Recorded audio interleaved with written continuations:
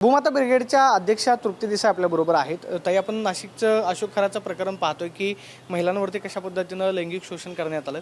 या सगळ्या प्रकरणाच्या अनुषंगाने तुम्ही काही वेळापूर्वी सोशल मीडियावरती एक फोटो टाकलेला होता की अशोक खराच्या सोबतचा फोटो जो आहे तो नाशिकचे तत्कालीन आयजी दत्तात्रय कराळे यांचा आहे. नक्की त्यांचा संबंध काय होता, हा कधीचा फोटो आहे आणि याचा नक्की कार्यक्रम कोणता होता की जिथे ते गेलेले होते? मागच्या वर्षी जे आहेत ते दत्तात्रय कराळे जे आहेत ते नाशिकचे आयजी होते आणि मागील वर्षी जेव्हा खराचं प्रकरण समोर येत होतं, एका वृत्तपत्रात जेव्हा ही बातमी आलेली होती, तेव्हा श्रीरामपूर पोलीस स्टेशनला फोन करणं असेल किंवा खरातला वाचवण्याचा प्रयत्न जो आहे तो आयजींच्या माध्यमातून झाला. आता आयजी दत्तात्रय कराळेंचा फोटो जो मी फेसबुक आणि इंस्टाग्रामवर टाकलेला आहे तो ईशान्येश्वर मंदिरातला आहे. ईशान्येश्वर मंदिरामध्ये जो गुरुपौर्णिमेचा कार्यक्रम होता, जो अशोक खरातने ठेवलेला होता, त्या कार्यक्रमाला आयजी दत्तात्रय कराळे उपस्थित होते. म्हणजे दत्तात्रय कराळे हे नाशिक परिक्षेत्राचे आयजी आहेत आणि जर आयजीच जर अशोक खरातला गुरु मानतायत, गुरुपौर्णिमेला तिथं जात आहेत, तर गुरुवर कारवाई कसे काय ते करणार? त्यामुळे त्या गुरुला वाचवण्याचा प्रयत्न जो आहे तो आयजींच्या माध्यमातून झाला आणि म्हणूनच हे प्रकरण मागच्या वर्षी येऊ शकलं नाही. कारण मागच्या वर्षी जेव्हा आमच्याकडे हे प्रकरण येत होतं त्यावेळेला काही पेनड्राईव्ह आम्हाला जे आहेत ते देणार होते, ते पेनड्राईव्ह तात्काळ मिळू शकले नाहीत कारण पोलिसांनी दबाव जो आहे तो त्या लोकांवर वाढवलेला होता. आणि म्हणूनच माझं म्हणणं आहे की आयजी दत्तात्रय कराळे यांनी सुद्धा जे आहे ते अशोक खरातला वारंवार पाठीशी घातल्यामुळं त्याची हिंमत वाढत गेली आणि अनेक महिलांवर लैंगिक शोषणाचे जे काही त्यांनी हे पुढं जे काही सुरू ठेवलं त्याच्यासाठी जे आहे ते आयजी सुद्धा जबाबदार आहेत. त्या आयजींची सुद्धा दत्तात्रय कराळेंची तातडीनं चौकशी होणं गरजेचं आहे. या सगळ्या प्रकरणाच्या मध्ये की रुपाली चाकणकरांचा राज्य महिला आयोगाच्या अध्यक्षपदाचा राजीनामा झाला, त्यांचा संबंध सांगण्यात आला की अशोक खरातला जो आहे राज्य महिला आयोगानं पाठीशी घातलं. काहींचं म्हणणं आहे की आयोगाच याला जबाबदार आहे. तुम्हाला नक्की काय वाटतं? नाही बघा, आयोगाच्या अध्यक्षा म्हणून त्यांनी ज्या पद्धतीनं लैंगिक शोषण करणाऱ्या व्यक्तीला पाठीशी घातलेलं आहे तर याला अध्यक्षा स्वतः जबाबदार आहेत. जेव्हा ही बातमी आली त्या पत्रकारावर दबाव आणणं, त्याला धमकी देणं, त्याला नोटिसा पाठवणं, ही बातमी पीडितेवर अन्याय झाला म्हणून आलेली होती. पीडितेसाठी त्यांनी कुठलाही फोन केला नाही. त्यामुळे मला वाटतं की महिला आयोग जबाबदार आहे, रुपाली चाकणकर जबाबदार आहेत आणि रुपाली चाकणकरांची सुद्धा या प्रकरणात चौकशी होणं तितकंच गरजेचं आहे. त्यांच्यावरती सह आरोपी करा आणि अटक करा अशी मागणी केली जाते. तुमची सुद्धा तीच मागणी? माझं असं म्हणणं आहे की SIT मध्ये आता तेजस्वी सातपुतेंकडे हा तपास आहे. त्यांनी रुपाली चाकणकर असतील किंवा जे यामध्ये दोषी आहेत त्यांचा तपास करावा किंवा त्या अनुषंगानं जे आहे ते त्यांचं स्टेटमेंट रेकॉर्ड करावं आणि ते जर दोषी असतील तर त्यांना सह आरोपी करायचं का नाही हे पोलीस ठरवतील. नाही, मात्र या सगळ्या प्रकरणामध्ये रुपाली चाकणकरांचे जे फोटो व्हिडिओ व्हायरल झाले त्याच्यामुळे त्यांचा थेट संबंध जो आहे तो जोडण्यात आला. त्यांनी स्पष्टीकरण दिलं की माझ्या कुटुंबातले काही सदस्य किंवा मी त्यांना गुरु मानत होते, मात्र दुसरी बाजू जी आहे ती त्यांची मला माहिती नव्हती. या प्रकरणामध्ये कारवाई करा. हे बघा, रुपाली चाकणकरांना पूर्णपणे त्यांची दुसरी बाजू म्हणजे हा जो खरात आहे हा लैंगिक शोषण कसा करतो, हा लिंगपिसाट कसा आहे याची पूर्णपणे माहिती जी आहे ती रुपाली चाकणकरांना मागच्या वर्षीच माहीत झालेली होती. त्या संदर्भातच ते प्रकरण दाबण्यासाठी किंवा ते प्रकरण बाहेर येऊ नये यासाठी त्यांनी दबाव आणलेला होता. त्यामुळे रुपाली चाकणकर पूर्णपणे साफ खोटं बोलतायत की मला जे आहे ते अशोक खरातांना रुपाली चाकणकर जे आहे त्या गुरु मानत होत्या. त्यांच्या वैयक्तिक आयुष्यात काय घडतं याची त्यांना कल्पना नव्हती. त्यांना पूर्णपणे कल्पना होती. त्यांनी अशोक खरातांना पाठीशी घातलेला आहे. त्यांचे गुन्हे बाहेर येऊ नयेत यासाठी त्यांनी जो आहे तो प्रयत्न केलेला आहे. त्यामुळे त्यांची चौकशी होणं गरजेचं आहे. काही अधिकारी जे आहेत ते अशोक खरातला भेटत होते अशी माहिती आहे. तो अधिकाऱ्यांसाठी वेगळं हॉटेल बुक करायचा, इतर काही व्यक्तींसाठी हॉटेल्स बुक करायचा. अनेक नेत्यांचे त्याच्यासोबतचे फोटो आहे. विशेषतः एकनाथ शिंदे असतील, जयंत पाटील, धनंजय मुंडे या सगळ्यांचे फोटो जे आहेत ते सध्या सोशल मीडियावरती आपल्याला पाहायला मिळतात. या सगळ्या नेत्यांची चौकशी व्हावी असं तुम्हाला वाटतं? हे बघा, अनेक बडे नेते अशोक खरातच्या संपर्कात होते. त्याचे आशीर्वाद घ्यायला ते तिथे येत होते. काही जणांचे तर त्यांच्याशी जे आहे ते आर्थिक देवाणघेवाण जमिनीच्या बाबतीत जे आहेत ते त्याच्याशी संबंध आहेत. नेत्यांचे? हो, नेत्यांचे संबंध आहेत. त्यामध्ये काही आमदार आहेत, खासदार आहेत, काही IAS अधिकारी आहेत, काही नेते आहेत. आणि म्हणूनच मी जे सांगितलं की 24 तारखेला ज्या वेळेला पोलीस कस्टडी संपणार आहे किंवा ती पुढे वाढवून मिळेल आणि त्याला कोर्टात अशोक खरातला हजर केलं जाणार आहे, तेव्हा या नेत्यांची पुढं नावं येऊ नयेत किंवा त्यांची जी काही त्याच्याशी असलेले संबंध आहेत ते उघडकीस येऊ नयेत यासाठी एकच मार्ग राहतो, तो म्हणजे अशोक खरातला संपवण्याचा. आणि म्हणूनच अशोक खरातचा एन्काउंटर करण्याचं पूर्णपणे प्लॅनिंग आहे. आणि म्हणूनच मी आव्हान केलेलं आहे मुख्यमंत्र्यांना की हा डाव उधळून लावा, कारण हे रॅकेट जे आहे ते उद्ध्वस्त करण्याची आता वेळ आलेली आहे. हे रॅकेट जनतेच्या समोर आलं पाहिजे, ही टोळी समोर आली पाहिजे. या टोळीमध्ये राजकीय नेते असतील, काही सरकारी अधिकारी असतील, जे जे कोणी उद्योजक असतील, त्या सगळ्यांवर मोका अंतर्गत कारवाई होणं गरजेचं आहे. पण ती कारवाई होऊ नये याच्या आधीच अशोक खरातला जर संपवलं तर हा विषय जो आहे तो संपू शकतो. त्यामुळे अशोक खरातला आत्ता संपवायचं नाही, जे काय आहे ते त्याला कायद्याने शिक्षा झाली पाहिजे. त्यांनी ज्या पद्धतीनं महिलांचा छळ केलाय, एक एक दिवस जो आहे ती त्याला सजा देणं गरजेचं आहे. संगीता तिवारींनी तुमच्यावरती एक फेसबुक पोस्ट केलेला आहे. तुम्ही एका न्यूज चॅनलच्या मुलाखतीमध्ये असं म्हटलात की हे प्रकरण 1 वर्षापूर्वीच माझ्याकडे आलेलं होतं. ते असं म्हणतात की जर तुम्हाला या प्रकरणाची माहिती होती तर तुम्ही बोलला का नाहीत? तुम्ही सुद्धा या प्रकरणामध्ये दोषी आहात की तुमच्याकडे प्रकरण आलेलं असताना सुद्धा तुम्ही बोलले? हे बघा, 1 वर्षापूर्वी म्हणजे मार्च 2025ला जेव्हा श्रीरामपूरच्या दैनिकामध्ये ती बातमी आली, तेव्हा त्या संपादकाने सगळ्यात पहिला फोन मला केलेला होता की ताई काही पेनड्राईव्ह येणार आहेत.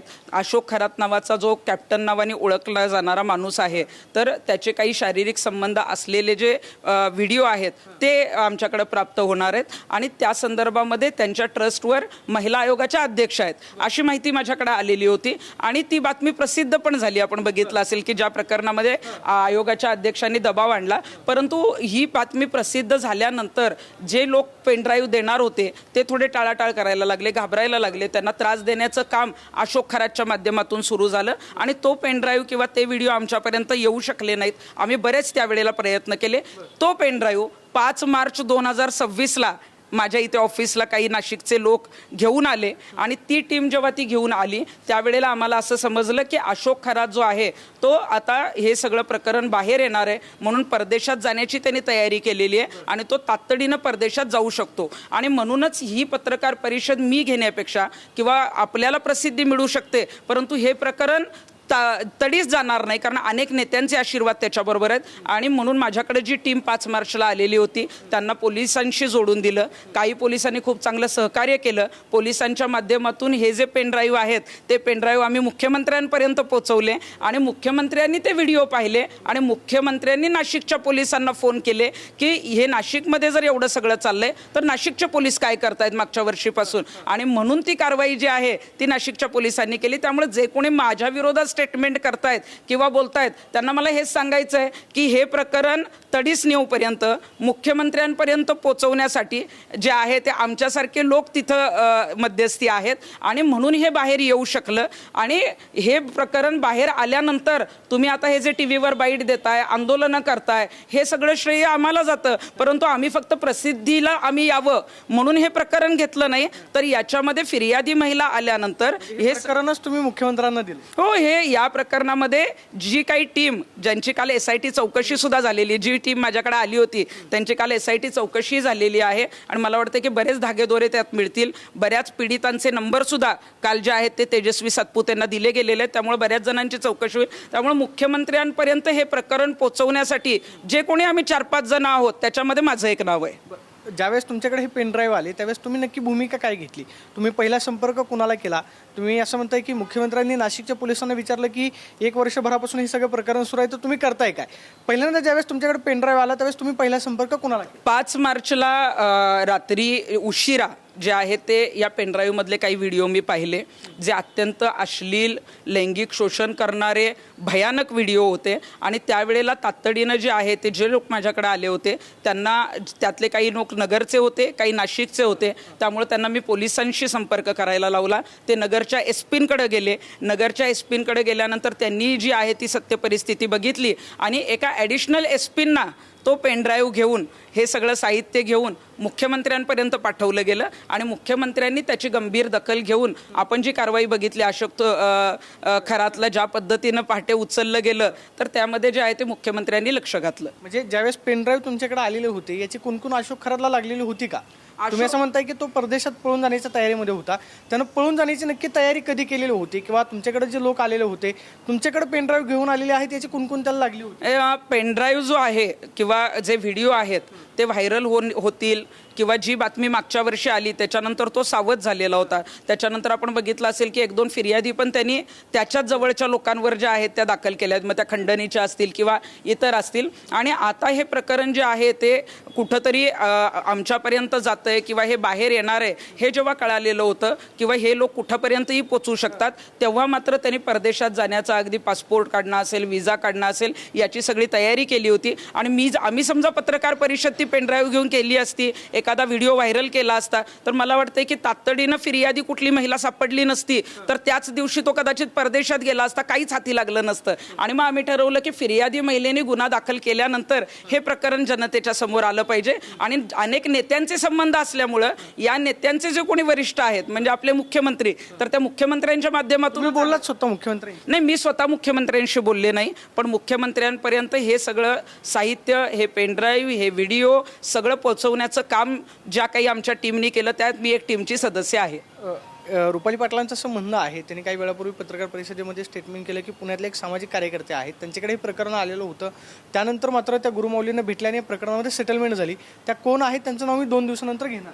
हे बघा, पुण्यातली सामाजिक कार्यकर्ता मीच आहे आणि माझ्याकडेच हे प्रकरण जे आहे आलेलं आहे. आणि अशोक खरातचं प्रकरण या राजकारणी महिलांकडे गेलं नाही, माझ्यासारख्या सामाजिक कार्यकर्तीकडे हे पेनड्राईव्ह आले. हे खरं अर्थानं पोटात त्यांचं दुखणं आहे. आणि माझ्यावर विश्वास ठेवून आपण बघितलं असेल अण्णा मोरेचे व्हिडिओ सुद्धा माझ्याकडेच आलेले होते. ते प्रकरण राजकारणात आम्ही पत्रकार परिषद घेतली, त्याच्यानंतर ते आहे ते काही नेत्यांनी ते दाबलं, ते आम्ही पुढे आणणारच आहे. परंतु अशोक खरातचे व्हिडिओ जेव्हा 5 मार्चला माझ्याकडे आले ते मी पाहिले. मी पेनड्राईव्ह माझ्याकडे ठेवला सुद्धा नाही, तो पेनड्राईव्ह तातडीनं पोलिसांना द्यायला लावला आणि पोलिसांच्या मार्फत मुख्यमंत्र्यांपर्यंत पोचवून त्यात कारवाई झाली पाहिजे अशा पद्धतीचे केले. त्यामुळं अशोक खरातचं कधी भेटण्याचा किंवा त्याच्याशी बोलण्याचा आणि एवढ्या नीच प्रवृत्तीची मी नाही की मी अशोक खरातला जाऊन भेटेन आणि या संदर्भात बोलेन. एवढ्या नीच प्रवृत्तीची मी असते तर मी 10 वर्षापूर्वीच राजकारणात गेले असते. सामाजिक काम करताना प्रामाणिकपणे एखादा मुद्दा मांडायचा, तो तडीस न्यायचा आणि त्याच्यामध्ये रिझल्ट दिसला पाहिजे, यासाठी काम करणारे आम्ही चळवळीतले कार्यकर्ते आहोत. आणि चळवळीतल्या कार्यकर्त्यांपर्यंत ह्या गोष्टी सगळ्या गेल्या, यांना कुणीही विचारलं नाही राजकारणी महिलांना, म्हणून मला वाटतं की त्यांना कुठंतरी वाईट वाटतंय. तुम्ही आता पुढची भूमिका काय असणार आहे तुमची या प्रकरणामध्ये? आता कोणाकोणावरती कारवाई व्हावी? जे पेनड्राईव्ह तुमच्याकडे घेऊन आलेले होते, तुम्ही असं म्हणालात की त्यांची SIT चौकशी झालेली आहे, कुणाकुणाची याच्यामध्ये चौकशी होऊ शकते असं तुम्हाला वाटतं की ज्याचे धागेदोरे त्या व्यक्तींपर्यंत आहेत आणि जर कदाचित त्यांना अटक झाली किंवा त्यांच्यावरती कारवाई झाली तर या प्रकरणामधली माहिती आणखी बाहेर येऊ शकते? माझ्याकडे ज्यांनी पेनड्राईव्ह किंवा माहिती आणली त्यांची काल SIT चौकशी जी आहे ती नाशिकला करण्यात आलेली आहे.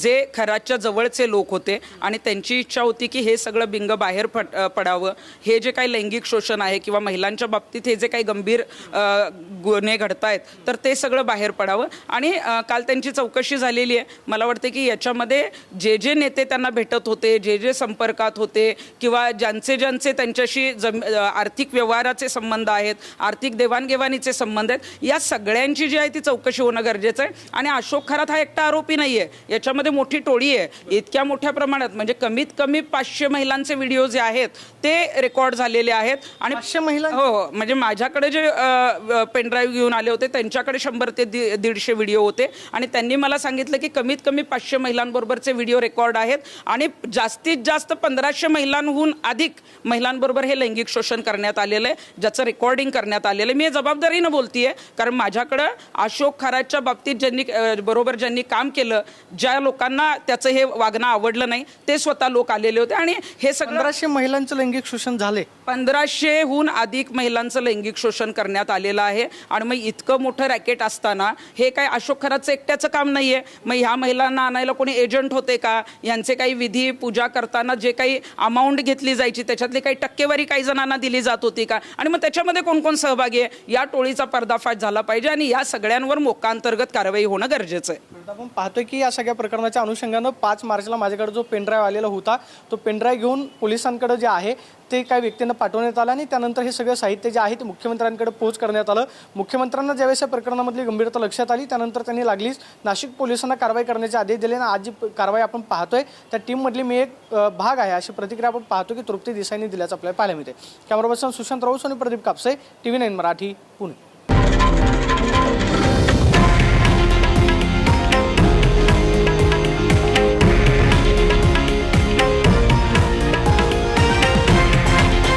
हे आहे देशातील नंबर 1 न्यूज नेटवर्क आणि आपण पाहत आहात TV9 मराठी, एकमेव.